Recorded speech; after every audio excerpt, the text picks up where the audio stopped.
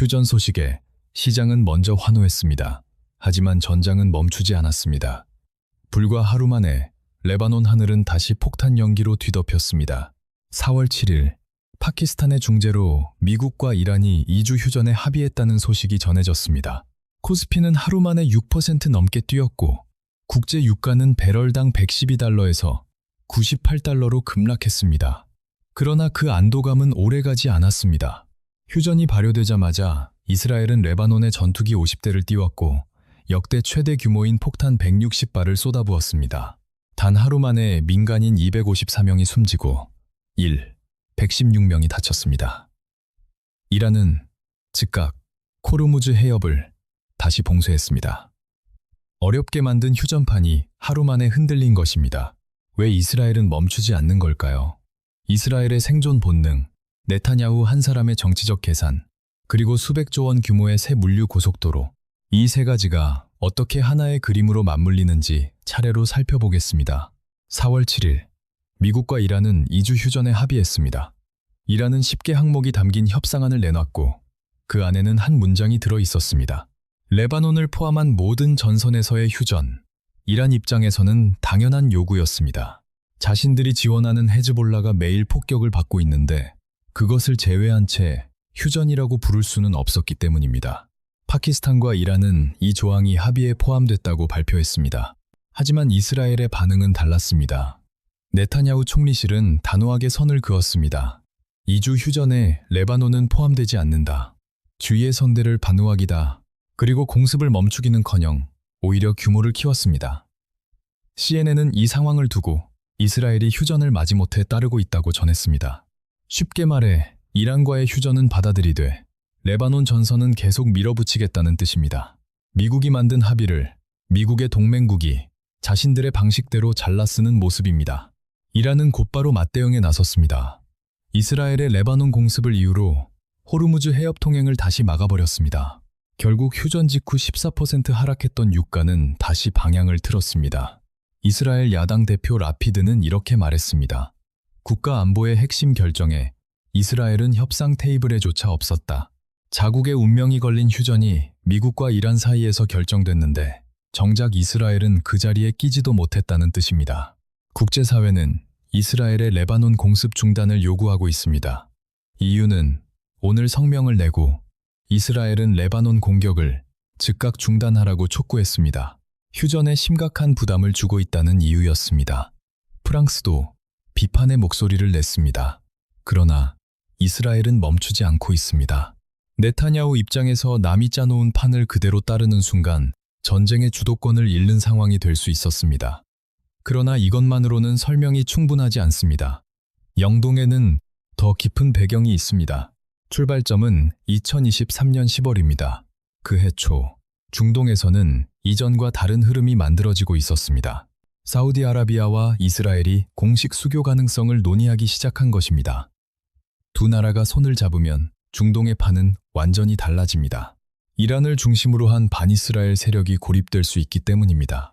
이 흐름을 가장 두려워한 것은 하마스였습니다. 결국 하마스는 판을 뒤집었습니다. 2023년 10월 7일 이스라엘을 기습 공격했고 단 하루 만에 1200명이 숨지고 250명이 납치됐습니다. 이스라엘 건국 이후 최악의 참사였습니다. 다음 날 헤즈볼라는 연대를 선언했고 이스라엘 북부를 향해 미사일을 쏘기 시작했습니다. 북부 주민 수만 명은 하루아침에 집을 떠나 피란길에 올랐고 마을 전체가 텅 빈 유령 도시처럼 변했습니다. 이스라엘은 가자 지구의 하마스와 북쪽 레바논의 헤즈볼라를 동시에 상대하는 양면 전쟁에 빠졌습니다. 이 상태는 1년 넘게 이어졌습니다. 2024년 11월 겨우 레바논과 휴전이 성사됐지만 평화는 길지 않았습니다. 2025년 6월에는 이스라엘이 이란을 선제 공격했습니다. 작전명 라이징 라이언, 12일간의 전쟁이었습니다. 전쟁 충격과 경제 제재가 겹치면서 이란 화폐 리알의 가치는 2025년 한 해 동안 90% 넘게 폭락했습니다. 국민의 삶은 무너졌고 그해 12월 대규모 반정부 시위가 벌어졌습니다. 그리고 2026년 2월 결정적인 일이 벌어졌습니다. 미국과 이스라엘이 합동으로 이란을 공습했고 40년 넘게 이란을 지배해온 최고 지도자 하메네이가 사망했습니다. 이틀 뒤 헤즈볼라는 보복을 선언하며 다시 이스라엘로 미사일을 퍼부었고 이스라엘은 레바논을 전면전으로 맞받아쳤습니다. 2026년 3월 2일, 지금까지 이어지는 레바논 전쟁이 시작된 것입니다. 이스라엘이 100조 원을 쏟아붓고도 멈추지 않는 첫 번째 이유를 이해하려면 미국의 큰 전략부터 봐야 합니다. 미국은 오래전부터 중동에서 발을 빼고 아시아로 무게중심을 옮기려 했습니다. 진짜 경쟁 상대는 이란이 아니라 중국이라는 판단 때문입니다. 이를 아시아 회귀 전략이라고 부릅니다. 하지만 이스라엘에는 이 구상이 악몽처럼 보일 수 있습니다. 미국이 빠지면 무기 지원도, 유엔에서의 외교적 방패도 약해질 수 있기 때문입니다. 주변이 모두 적대적인 국가인 이스라엘이 혼자 버텨야 하는 날이 올 수 있다는 뜻입니다. 그런데 지금 예상 밖의 장면이 펼쳐졌습니다. 미국이 이란과 직접 전쟁에 들어가면서 2003년 이라크 침공 이후 최대 규모의 군사력을 중동에 투입하고 있습니다. 20년 만에 미국이 다시 중동 깊숙이 발을 들여놓은 셈입니다. 이스라엘 입장에서는 오히려 기회일 수 있습니다. 미국이 바로 옆에서 총을 쏘고 있는 지금 레바논의 헤즈볼라를 최대한 약화시켜야 한다는 판단입니다. 이 전쟁이 끝나고 미국이 정말 빠져버리면 다음 기회는 오지 않을 수도 있기 때문입니다. 이스라엘은 미국과 새로운 10년짜리 안보 협정도 논의하기 시작했습니다. 미국이 떠나더라도 최소한의 안전장치를 마련해 두겠다는 뜻입니다. 하지만 문서 위 약속보다 더 확실한 것은 위협 자체를 없애는 일입니다. 헤즈볼라가 그대로 살아있는 상태에서 미국이 떠나면 이스라엘 북부는 다시 유령 도시가 될 수 있습니다. 그래서 100조 원을 쓰면서도 멈추지 않는 것입니다. 그래서 100조 원을 쓰면서도 지금 아니면 없다는 절박함, 이것이 첫 번째 이유입니다. 하지만 국가의 절박함만으로는 다 설명되지 않습니다. 여기에 한 사람의 절박함이 겹쳐 있습니다. 베냐민 네타냐후, 이스라엘 역사상 가장 오래 집권한 총리이자 역사상 처음으로 현직 총리 신분으로 기소된 인물입니다. 2019년 네타냐후는 사기와 뇌물, 배임 혐의로 기소됐습니다. 유죄가 확정되면 최대 10년형, 그리고 다시는 선거에 나설 수 없게 됩니다. 정치 생명이 끝나는 것입니다. 재판은 수년째 이어졌습니다. 그런데 2023년 전쟁이 터지면서 흐름이 달라졌습니다. 법정 일정이 계속 취소됐습니다. 전쟁 중이라 총리가 법정에 나올 수 없다는 이유였습니다. 트럼프 대통령은 공개적으로 네타냐후의 편을 들었습니다. 네타냐후가 할 일이 많다, 놓아줘야 한다는 취지의 발언을 여러 차례 했고, 네타냐후는 2025년 11월 이 발언을 근거로 한 탄원서를 제출했습니다. 2026년 2월에는 더 심상치 않은 보도가 나왔습니다. 네타냐후가 트럼프에게 직접 이란 공격을 설득했다는 내용입니다. 백악관을 급히 찾아 브리핑을 했고 공습 직전에는 전화까지 걸어 하메네이와 핵심 참모들이 한자리에 모여 있다. 지금이 최적의 타이밍이라고 밀어붙였다는 보도가 나왔습니다. 이후 이란 공습은 실제로 단행됐고 하메네이는 사망했습니다. 그리고 네타냐후의 재판은 다시 한번 미뤄졌습니다. 그런데 4월 9일 로이터 통신은 휴전이 발효되자마자 이스라엘 법원이 즉각 결정을 내렸다고 보도했습니다. 네타냐후 총리의 부패 재판을 4월 12일, 바로 이번 일요일부터 재개한다는 내용이었습니다. 전쟁으로 멈췄던 재판이 휴전과 동시에 다시 움직이기 시작한 것입니다. 국제사회 일각에서는 이런 해석도 나옵니다. 이란 전쟁의 최대 패배자는 네타냐후일 수 있다는 것입니다. 전쟁이 길어질수록 그는 재판을 피하고 정치 생명을 연장할 수 있었는데 미국이 주도한 휴전으로 전쟁이 멈췄고 이제 법정이 그를 기다리고 있다는 분석입니다. 그래서 네타냐후가 지금 레바논에 대한 폭격을 계속하는 것이라는 해석도 나옵니다. 이란과의 전쟁은 멈췄지만 레바논 전선만큼은 스스로 불을 끄지 않겠다는 것입니다. 전쟁이 완전히 끝나는 순간 자신을 법정으로 끌고 갈 시계가 더 빨라지기 때문입니다. 한 나라의 전쟁이 한 사람의 재판 일정과 맞물려 있다는 점, 그 사실이 지금 레바논 하늘의 폭탄 연기로 드러나고 있습니다. 이스라엘이 폭탄을 떨어뜨리는 곳은 레바논입니다. 그리고 그 땅 위에는 헤즈볼라만 있는 것이 아닙니다. 학교에 다니는 아이들이 있고 병원에 누워있는 환자들이 있고 빵을 팔며 살아가던 평범한 사람들이 있습니다. 레바논은 전쟁이 터지기 전부터 이미 무너지고 있었습니다. 레바논 화폐의 릴라 가치는 98% 넘게 사라졌습니다. 쉽게 말해 10,000원짜리가 200원짜리가 된 수준입니다. 인구의 80%는 빈곤 상태였고 410만 명은 인도적 지원 없이는 버티기 어려운 처지였습니다. 전기도 끊기고 병원도 제대로 돌아가지 않았고 학교도 무너지고 있었습니다. 그런데 그 위로 전쟁이 덮쳤습니다. 이스라엘의 공습으로 병원 67곳이 피해를 입었고 150곳이 넘는 의료시설이 문을 닫았습니다. 아픈 사람들은 갈 곳을 잃었습니다. 130만 명이 넘는 사람들이 집을 떠나야 했고 그중 30만 명은 어린이였습니다. 수백 개의 학교가 긴급 대피소로 바뀌었고 아이들은 교실 바닥에서 잠을 잤습니다. 그리고 4월 8일 휴전 다음 날 이스라엘의 최대 규모 공습으로 다시 254명이 목숨을 잃었습니다. 또 다른 비극의 당사자들도 있습니다. 시리아 내전을 피해 레바논으로 넘어왔던 난민들입니다. 전쟁을 피해 이웃나라로 왔는데 그 이웃나라에서 다시 전쟁이 터진 것입니다. 이 사람들은 레바논을 떠나 다시 위험한 시리아 고향으로 돌아갔습니다. 그 수는 14만 명을 넘었습니다. 짚고 넘어가야 할 부분도 있습니다. 이 전쟁을 시작한 것은 헤즈볼라입니다. 그러나 레바논 국민이 헤즈볼라에게 전쟁을 해달라고 한 적은 없습니다. 헤즈볼라는 레바논 안에 있지만 레바논 정부가 통제할 수 있는 조직이 아닙니다. 정규군보다 강한 무기를 갖고 독자적으로 움직입니다. 레바논 정부가 싸우지 말라고 해도 막기 어렵다는 뜻입니다. 레바논 총리는 헤즈볼라의 이스라엘 공격을 국가 권한 밖의 무책임한 행위라고 공개적으로 규탄했습니다. 그리고 4월 9일 오늘 레바논 내각은 베이루트에서 모든 무기 소지와 운용 권한을 국가 공공기관으로만 제한하라고 보안군에 지시했습니다. 헤즈볼라 무기를 국가가 회수하려는 첫 움직임입니다. 그러나 이 조치가 실제로 집행될 수 있을지는 누구도 장담하지 못합니다. 헤즈볼라는 레바논 국군보다 강하기 때문입니다. 이제 더 큰 그림을 볼 필요가 있습니다.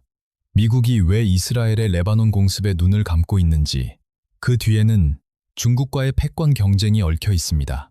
이러는 중국은 지난 10년 동안 아시아, 중동, 아프리카, 유럽 전역에 항구와 도로, 철도를 깔아왔습니다. 1대1로라고 부르는 거대한 인프라 프로젝트입니다. 미국 입장에서 이는 악몽과도 같습니다. 물건이 지나가는 길을 중국이 장악하고 통행세를 받는다면 관세를 아무리 높여도 중국의 영향력은 줄어들지 않기 때문입니다. 그래서 미국이 꺼내든 카드가 바로 아이맥, 인도, 중동, 유럽 경제 회랑입니다. 인도에서 만든 물건을 배로 아랍에미리트까지 보내고 아인텍서부터 사우디아라비아와 요르단을 가로지르는 철도를 통해 이스라엘의 하이파항까지 옮깁니다. 그리고 다시 배에 실어 유럽으로 보내는 구조입니다. 중국을 완전히 빼고 인도에서 유럽까지 물건을 보내는 새 고속도로를 까는 셈입니다. 기존 바닷길보다 운송 시간은 40% 줄고 물류 비용은 30% 절감됩니다. 19SP. 그런데 이 고속도로는 단순히 물건만 나르는 길이 아닙니다. 철도 옆에 수소 파이프라인과 광 케이블도 함께 깝니다. 에너지와 데이터까지 동시에 움직이게 되는 것입니다. 2023년 9월 인도에서 열린 G20 정상회의에서 미국, 인도, 아랍에미리트, 사우디아라비아, 유럽연합은 한자리에 모여 양해각서를 체결했습니다. 수백조 원 규모로 추산되는 프로젝트의 첫걸음을 뗀 것입니다. 트럼프 대통령에게 이것은 단순한 물류 사업이 아닙니다. 관세로 중국 제품의 장벽을 세우고 아이맥으로 물건이 지나가는 길 자체를 바꿔버리겠다는 구상입니다. 실제로 인도 재벌 아다니 그룹은 이미 이스라엘 하이파 항구의 운영권을 인수하고 터미널 확장에 들어갔습니다. 자금은 이미 움직이기 시작했습니다. 하지만 여기에는 결정적인 문제가 있습니다. 이 고속도로의 핵심 허브가 이스라엘이라는 점입니다. 인도에서 출발한 물건이 중동을 관통해 마지막으로 거치는 곳이 바로 이스라엘의 하이파 항구입니다. 그런데 하이파 항구 바로 위에는 레바논이 있습니다. 헤즈볼라의 미사일이 하이파에 떨어질 수 있는 한 어떤 기업도 이 길에 수조 원을 투자하지 않을 것입니다. 그래서 미국도 이스라엘의 레바논 공격을 쉽게 막지 못한다는 해석이 나옵니다. 산업연구원은 4월 8일 보고서를 내고 이렇게 분석했습니다. 2022년 노드스트림 가스관 폭파, 2023년 홍해 선박 공격, 2026년 호르무즈 봉쇄, 이 세 사건은 일회성 충격이 아니라 세계 물류 경로가 구조적으로 재편되고 있다는 신호라는 것입니다. 이스라엘이 노리는 것은 아하맥만이 아닙니다. 지금 이스라엘은 레바논 남부에 6개 사단 규모의 병력을 밀어넣고 있습니다. 점령 구역을 계속 넓히며 헤즈볼라 방어 완충지대를 조성한다는 명분을 내세우고 있습니다. 실제로 이스라엘은 1982년부터 2000년까지 18년 동안 레바논 남부를 점령한 전례가 있습니다. 같은 장면이 다시 재현되고 있다는 분석도 나옵니다. 서한 지구에서도 심상치 않은 움직임이 포착됐습니다. 이스라엘 내각이 팔레스타인 서한 지구 안에 신규 정착촌 34곳 건설을 비밀리에 승인한 사실이 오늘 드러났습니다. 남의 나라 땅에 자국민 주거단지를 짓겠다는 것입니다. 전쟁이 끝나도 이 땅에서 나가지 않겠다는 신호로 해석됩니다. 레바논만이 아닙니다. 2024년 12월에는 시리아에도 들어갔습니다. 이스라엘은 원래 시리아의 골란 구원을 점령하고 있었는데 그때 그 너머 헤르몬산까지 차지했습니다. 울타리 밖으로 한 발 더 나간 것입니다. 남쪽 레바논, 북동쪽 시리아, 이스라엘의 실질 지배 영역은 조금씩 그러나 분명하게 넓어지고 있습니다. 그리고 더 큰 판도 움직이고 있습니다. 2023년 끊겼던 사우디아라비아와 이스라엘 수교 흐름이 다시 살아나고 있습니다. 이란을 정점으로 하마스와 헤즈볼라로 이어지던 반이스라엘 동맹이 무너지면서 사우디가 이스라엘과 손을 잡더라도 보복할 세력이 크게 약해졌기 때문입니다. 네타냐후는 이 틈을 놓치지 않았습니다. 이란의 승리함으로써 평화협정 확대의 길이 열렸다고 공개적으로 선언했습니다. 아이메키의 핵심 구간 가운데 하나가 사우디아라비아에서 이스라엘 하이파까지인데 두 나라가 손을 잡으면 이 구간은 열리게 됩니다. 그 순간 이스라엘은 단순한 중동 국가가 아니라 인도와 유럽을 잇는 중동의 핵심 축으로 떠오를 수 있습니다. 레바논 남부 점령, 시리아 영토 확장, 이란 중심의 반이스라엘 축 붕괴, 사우디, 이스라엘 연대, 그리고 아이맥의 핵심 허브, 이 5가지가 맞물리면 이스라엘은 중동의 새로운 주인으로 올라설 수 있다는 그림이 나옵니다. 100조 원을 쓰면서도, 전 세계 비난을 받으면서도, 휴전판을 흔들면서도 멈추지 않는 이유가 여기에 있다는 해석입니다. 이것이 이스라엘이 피를 흘리며 그리고 있는 최종 그림이라는 것입니다. 그렇다면 이 거대한 중동판도 변화, 특히 수백조 원 규모의 아이맥이 본격적으로 깔리기 시작하면 한국에는 어떤 일이 벌어질까요? 산업연구원은 4월 8일 미국-이란 분쟁과 글로벌 물류 경로 재편 가능성이라는 보고서를 냈습니다. 핵심은 분명했습니다. 과거 중국의 1대1로는 중국 기업이 독점했지만 아이맥은 여러 나라가 참여하는 개방형 구조라는 점입니다. 한마디로 한국이 뛰어들 공간이 열릴 수 있다는 것입니다. 사우디아라비아와 아랍에미리트의 철도와 항만 건설에 한국 건설사가 참여할 수 있고 철도 옆에 깔리는 송전망과 광케이블 사업에는 한국 전기장비 기업이 들어갈 수 있습니다. 인도와 중동이라는 거대한 새 시장이 열리면 한국 자동차와 반도체의 판로도 넓어질 수 있습니다. 산업연구원의 진단은 더 직접적입니다. 향후 10년에서 15년이 한국 산업의 운명을 가를 전환기라는 것입니다. 지금 현장에서 뛰고 있는 숙련 인력들이 마지막으로 역량을 쏟아낼 수 있는 시간이라는 의미입니다. 이 기간 안에 아이맥 같은 대형 프로젝트를 수주해 전통 산업의 일감을 확보하고 그 시간을 벌어 첨단 산업으로 전환해야 한다는 분석입니다. 실제로 흐름은 시작됐습니다. 올해 1월 인도와 유럽연합은 자유무역 협정을 타결했습니다. 세계 GDP의 25%를 포괄하는 역대 최대 규모의 경제협정입니다. 아함핵이 완성되면 이 두 경제권을 잇는 고속도로가 되는 셈입니다. 물론 지금까지의 이야기는 어디까지나 가능성의 영역도 포함하고 있습니다. 전쟁이 어떻게 끝날지, 아이맥이 실제로 완성될지, 한국이 그 기회를 잡을 수 있을지 누구도 단정할 수 없습니다. 그러나 한 가지는 분명합니다. 준비하지 않으면 기회는 그냥 지나갑니다. 4월 11일 미국 부통령 JD 벤스가 직접 이란 협상단을 만납니다. 핵심 의제는 두 가지입니다. 이란의 60% 농축 우라늄 440kg을 어떻게 처리할 것인가, 그리고 호르무즈 해협을 완전히 개방할 수 있느냐입니다. 이 둘 가운데 하나라도 합의점을 찾지 못하면 2주 휴전은 연장되거나 파기될 수 있습니다. 이스라엘이 레바논 공습을 멈추지 않는 한 이란은 호르무즈를 계속 무기로 사용할 것입니다. 헤즈볼라는 오늘 처음으로 이스라엘에 대한 반격 공격을 시작했습니다. 이 전선이 더 커지면 미국, 이란 협상 자체가 흔들릴 수 있습니다. 지금은 세 가지 숫자를 함께 봐야 합니다. 국제 유가, 달러, 원 환율, 코스피입니다. 유가 상승과 환율 상승이 동시에 벌어지면 수입 물가 압력은 2배가 됩니다. 현재 달러, 원 환율은 1,530원으로 2009년 이후 최고 수준입니다. 코스피는 협상 기대감으로 회복됐지만 협상이 결렬되는 순간 다시 급락할 수 있습니다. 휴전으로 위기 해소, 유가 안정이라는 헤드라인은 절반만 맞는 말입니다. 오늘도 레바논 하늘에는 폭탄이 떨어졌고 한국 선박 26척은 여전히 페르시아만에 묶여 있으며 선원 173명이 그 안에 있습니다. 길은 아직 해역 바닥에 있습니다. 이번 위기는 단순한 에너지 쇼크가 아닙니다. 세계 물류 경로가 구조적으로 재편되는 역사적 전환점입니다. 그리고 위기의 반대편에는 기회도 있습니다. 산업연구원의 말처럼 앞으로 10년에서 15년이 열쇠가 될 수 있습니다. 미국과 이란이 2주 휴전에 합의했지만 하루도 지나지 않아 이스라엘은 레바논에 역대 최대 규모의 폭탄을 퍼부었습니다. 이유는 하나가 아니었습니다. 이스라엘의 생존 본능, 언젠가 미국이 떠날지 모른다는 공포, 헤즈볼라를 지금 누르지 못하면 영영 기회를 놓칠 수 있다는 절박함이 첫 번째였습니다. 네타냐후의 정치 생존, 전쟁이 멈추면 법정이 기다린다는 두려움이 두 번째였습니다. 재판 날짜는 이미 잡혔습니다. 4월 12일, 이번 일요일입니다. 그리고 트럼프의 큰 그림, 중국의 1대1로를 무력화하는 새 고속도로 아이맥, 그 허브를 지키려면 헤즈볼라를 먼저 제거해야 한다는 계산이 세 번째였습니다. 이 세 가지가 겹쳐 지금 레바논 하늘에 폭탄 연기를 만들고 있습니다. 그리고 그 연기는 지구 반대편 한국의 주유소, 기름값, 장바구니 물가, 코스피 숫자에도 그대로 번지고 있습니다.